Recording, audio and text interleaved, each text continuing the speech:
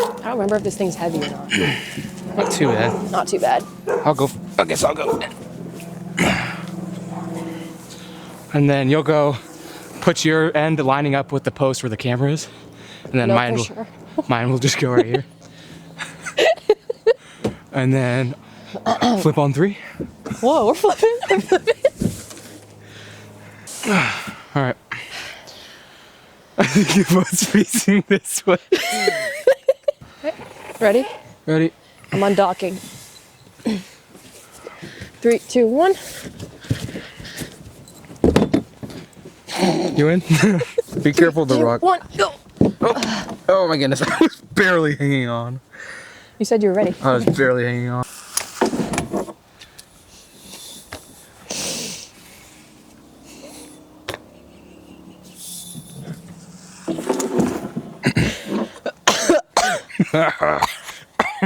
We should probably tell them a little bit about just the make of the boat and the. Did we bring anything? It's definitely not one of the newer models. What I tell people about this particular boat and a lot of boats in our yard is that they're older, but they're the ones that were made just at the cusp of like the new generation where they're good quality, they'll last you a lifetime, but you know, they're not the top of the line like iPhone 17, whatever.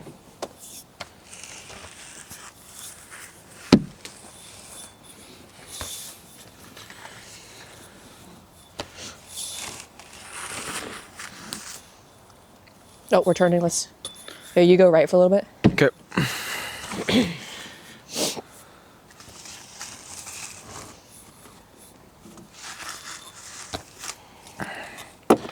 I'm thankful that we were able to get out here today. Just beautiful. I mean, It feels like just yesterday that I was doing this with you. Let's drop the anchors. we got all the time in the world. Main thing that we're doing when we're testing out these boats is just, you know, making sure they float. Yeah. It's kind of like 3 things. Floats, is it comfortable, and how fast does it go?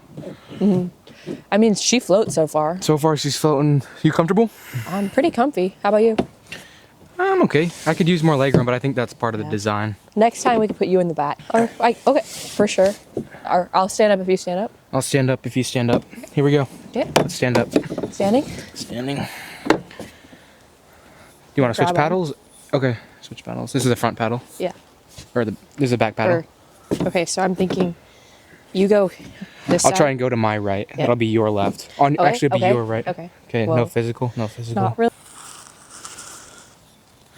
And yeah, I mean, boating is a lot like driving a car in that there's a lot of things to think about, it's a lot of things to keep track of while you go. So I kind of have a checklist. I always kind of say, okay, you know, do I have my oars? Do I have my boat? Do I have everything I need? And then I start going. I know, and yeah, it's one of those things where it mixes talent with relaxation, in my opinion. Because once you're good at it, it will be one of your favorite Yeah. things. My boat mentor, he once said something to me when I was learning that kind of stuck with me throughout the rest of my journey, which was that you don't have roads with a boat, and that's what freedom really means. That's what freedom looks like. There are no rules on the water, except how fast you go. And I mean, how fast you go and where you we go. are cutting it close with this beauty. Right. You learn from them, I'd say. My mentor said that if you don't learn, then you don't earn. Wise man. Yeah. What was his name?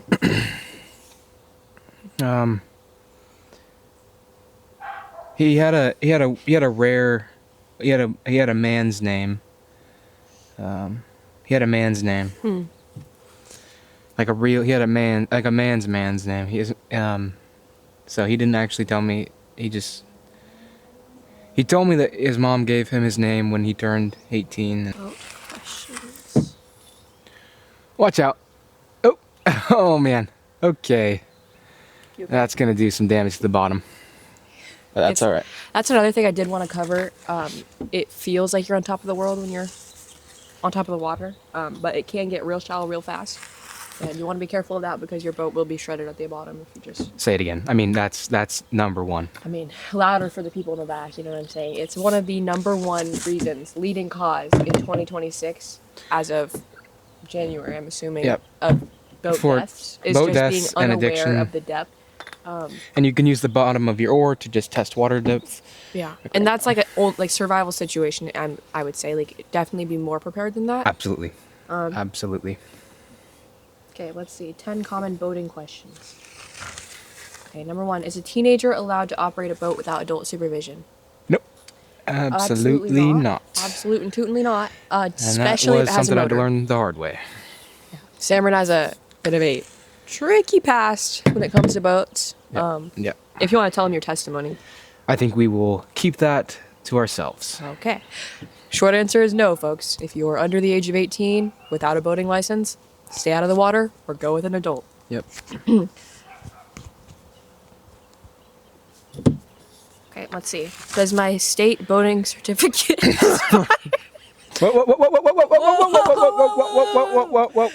is as real as it gets, you guys.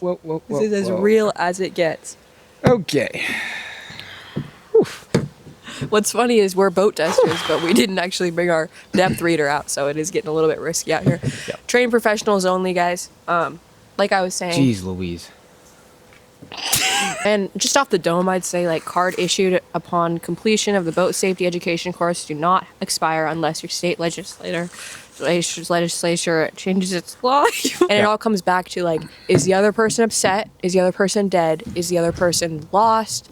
Or are they going to sue you? You know, and that's something you can talk about between them, but definitely get lawyers involved to get all. Just to make it practical, if you and another boat, if you crash into each other, you want to make sure that you stay in contact. My mentor used to say, get into a crash, you remember the one word, the P word, and you should just remember the P word the whole time the crash happens, as the crash happening, and as you're communicating with the people you crashed with.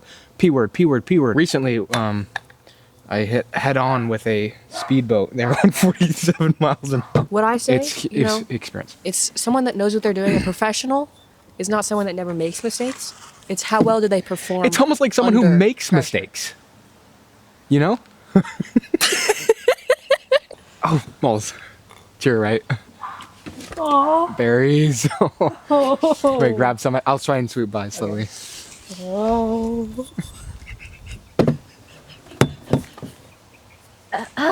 Grab one for me. Here you go.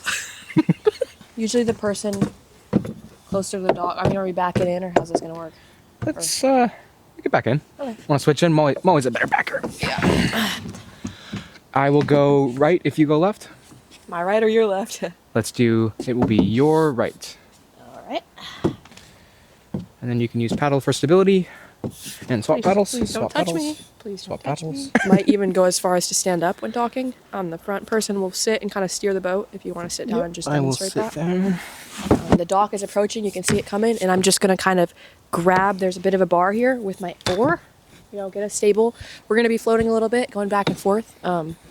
It's one of those things where you don't want to be scared of the water. You're gonna Yes, use yes. And now I can step onto the dock quickly. And then as she does that, I am making contact.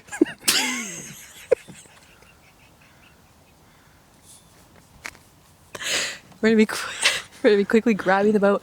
I have it stable on one side. Sarah has it stable on the other. Okay, and we'll be tying off. And then- tying off. A separate video we have pinned on our channel of how to tie off And a then boat. front does rat tail, rat tail, rat tail.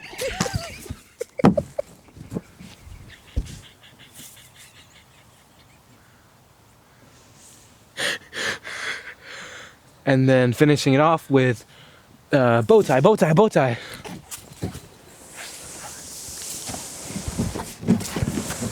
And safety, safety, Safety. safety.